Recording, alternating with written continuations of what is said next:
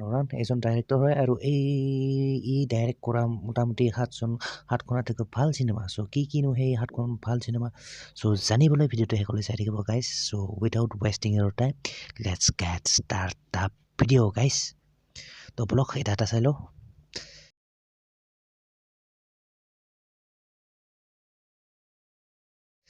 So 7 greatest films directed by Christopher Nolan মানে Christopher নোলানে direct কৰা 7খন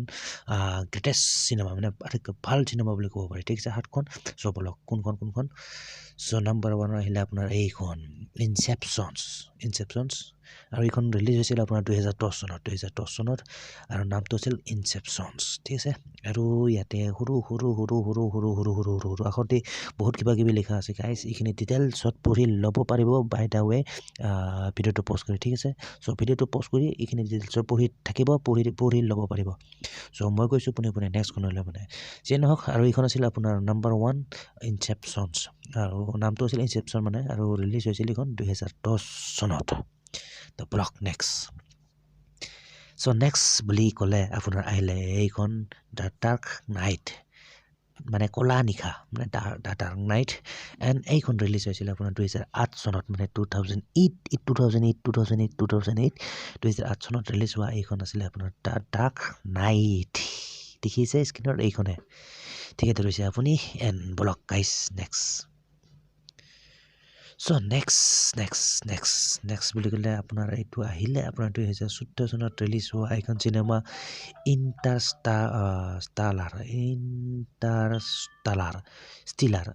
ইণ্টাৰষ্টিলাৰ ঠিক আছে আৰু এইখন ৰিলিজ হৈছিলে আপোনাৰ 2014 চনত ঠিক আছে ত' ব্লক নেক্সট আহিলে দ্য প্ৰেষ্টাইজ আৰু এইখন ৰিলিজ হৈছিল আপোনাৰ 2006 চনত মানে 2006ত ৰিলিজ হোৱা এইখন নাম দ্য প্ৰেষ্টাইজ চ' ব্লক নেক্সট বুলি ক'লে আপোনাৰ আহিলে আপোনাৰ এইখন টেনেট টেনেট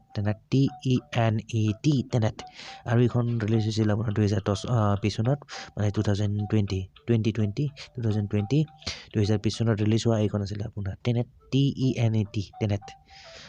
চ' নেক্সট আহিলে আপোনাৰ এইটো ধুনকিৰ DUN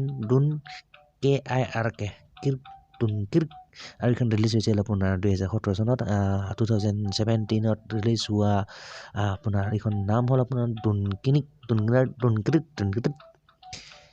চ' নেক্সট আহিলে আপোনাৰ এইখন অপেন হেইমাৰ এণ্ড এইখন ৰিলিজ হৈছিল আপোনাৰ 2023 চনত মানে 2023 ঠিক আছে চ' যিয়ে নহওক এইখনৰ নাম আছিল অপেন হেইমাৰ ঠিক আছে চ' গাইজ এইখিনি আছিল আপোনাৰ টপ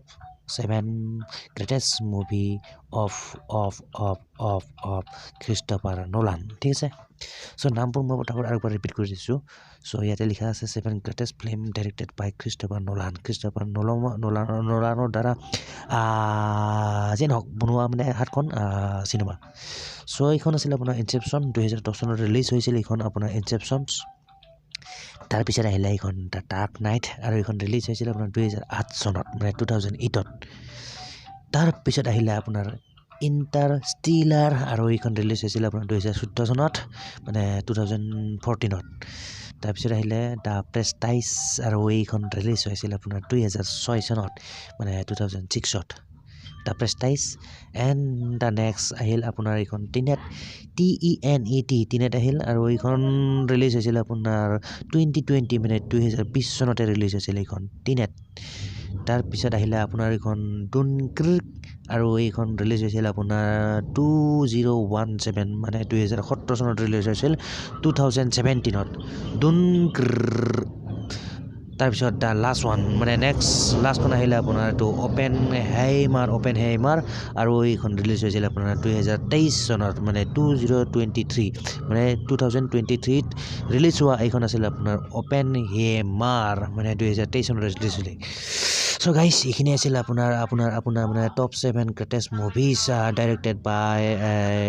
ক্ৰিষ্টফাৰ নোলান ঠিক আছে সো ক্ৰিষ্টফাৰ নোলানৰ দ্বাৰা ৰিলিজ হোৱা ডাইৰেক্টেড কৰা 7খন চিনেমাৰ বিষয়ে এইখিনি আছিল 7খন চিনেমা ঠিক আছে সো গাইজ আশা কৰোঁ ভিডিঅ'টো চাই ভাল পালে এণ্ড যদি ভাল পালে do like and don't forget to subscribe my YouTube channel तो मिलते हैं गाइस फिर नेक्स्ट वीडियो पर till then bye guys and see you soon